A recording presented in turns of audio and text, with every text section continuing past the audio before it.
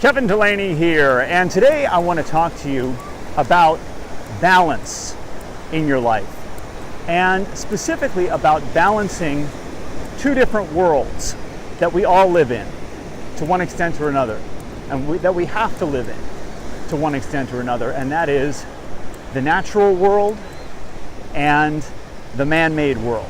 You can give them different names if you want. You could talk about when instead of the man-made world, the technological world, or the artificial world, the synthetic world. The natural world, is right here. But as human beings, we have to live in both worlds. We have to live both in the natural world and the technological world. We can't just live in one and not the other. We can't live out in the ocean. We can't live in the middle of the jungle. I mean, people have huts in the jungle and whatnot, but even there, that's a man-made kind of thing. We don't live like animals, and we actually can't live that way. I'm convinced that human life requires progress, and that means technological progress. The challenge is, though, when we develop technology, to learn how to balance the technology and the artificial and the synthetic on the one hand with the natural. And one of the mistakes, of course, that people make, you see this all the time whenever a new technology comes out, is that there are all these kind of incredible proclamations about it. People talk about how incredibly wonderful this new technology is, and this is going to change everything. And usually what happens is, over time, the hype fades, and even though the piece of technology is considered to be something very important, we start to realize it's not quite what we thought it was. In other words, when television first came out, there were all these claims being made that, well, then children won't have to go to school anymore, right? Children can just sit in front of the television, and all of their education can happen through the television. Well, certainly television can be educational, but over time we start to have a more kind of sensible idea about how this technology should integrate into our lives. I know there was a period in the 1960s when there was a lot of kind of emphasis on things that were artificial. Like, things that were artificial were actually considered to be better. Great example of this is Tang. Some of you may remember Tang. I think they still make it. But it was a powdered drink. It was an orange flavored drink.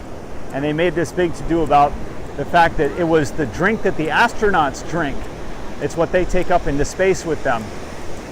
And it was artificial. Everything about it was artificial. It was artificially flavored, artificially colored. Even the vitamin C was added artificially, so that what you had, in effect, I guess, aside from the water that you would mix with it, was a totally artificial drink.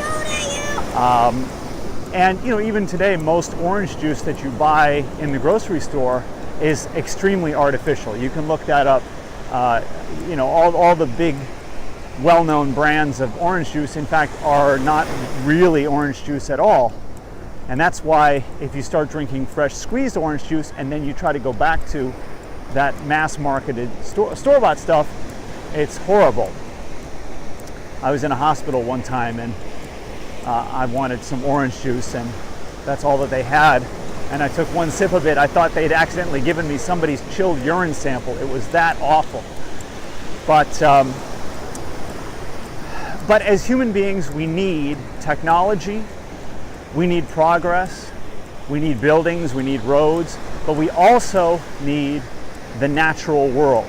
The problem is, technology gets touted so much, and progress gets touted so much, that it's easy to lose sight of the fact that we still need the natural in our lives. We still need to get out of the house. We still need to breathe fresh air. We can't just have a life full of nothing but technology.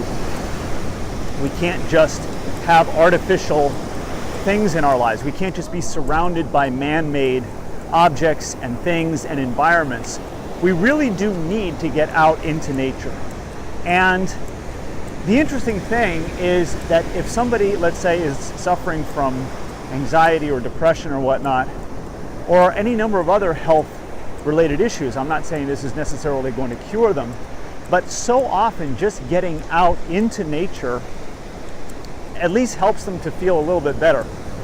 And oftentimes people will say, I've been missing this. You know, my life has been so oriented toward the computer and the internet and technology and, you know, my office on the 32nd floor and just life, that urban kind of lifestyle. Oh yeah, it really feels good to reconnect with nature, with the natural world. But again, we can't live in the natural world. We need the man-made world. We need our houses to protect us. We need cars, we need medicines, we need all of these things. So it's not about living 100% in one or the other. It's about having an appreciation for both and learning to balance them in our lives. That said, I do think many people today are imbalanced. I think many people are too oriented toward technology and computers and synthetic kinds of things and artificial things, and it would do them a lot of good to reconnect with the natural world. Part of the problem is, you know, when you watch television, what do they tell you to do? Do they tell you to get outside, get into nature? No, they say tune in for the next show. Don't go anywhere, don't touch that dial. An awful lot of society has no problem whatsoever with you sitting at home, being on your computer, you know, just going to work every day, getting in your car. That's what you're supposed to do, right? You're supposed to drive to work every day. You're supposed to, you know, do a good job, like show up at the office on time. But wait a minute, when are you getting out into the fresh air? I know people who almost never get out into the fresh air. But you need it. There's no denying the fact that we need it. As human beings, we're animals, or maybe it's slightly more acceptable to say we're organisms. We're just as much organisms or animals as dogs and cats and horses and birds in the sense that we have physical needs, we have physiological needs, and when these needs are not met, we suffer.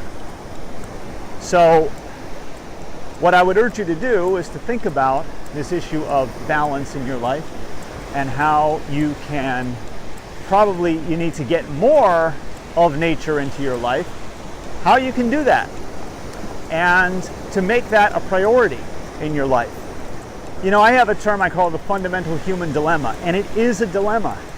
And that means it's something difficult, but we need to address it. We need to think about it. And it's this: as human beings, we're both animals and non-animals at the same time, but in different respects. In some ways, it's almost as though we're like two different species, because we have so much in common with dogs and cats and horses and birds, biologically and physiologically, and particularly primates. We have a lot in common biologically and physiologically with primates, and yet we have something that none of them have. We have a reasoning, creative, thinking mind. And because we have this mind, that gives rise to our need of technology and our need of progress.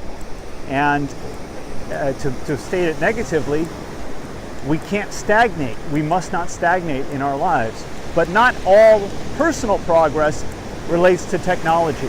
Some of it absolutely can pertain to getting your shoes off and going for a walk on the beach.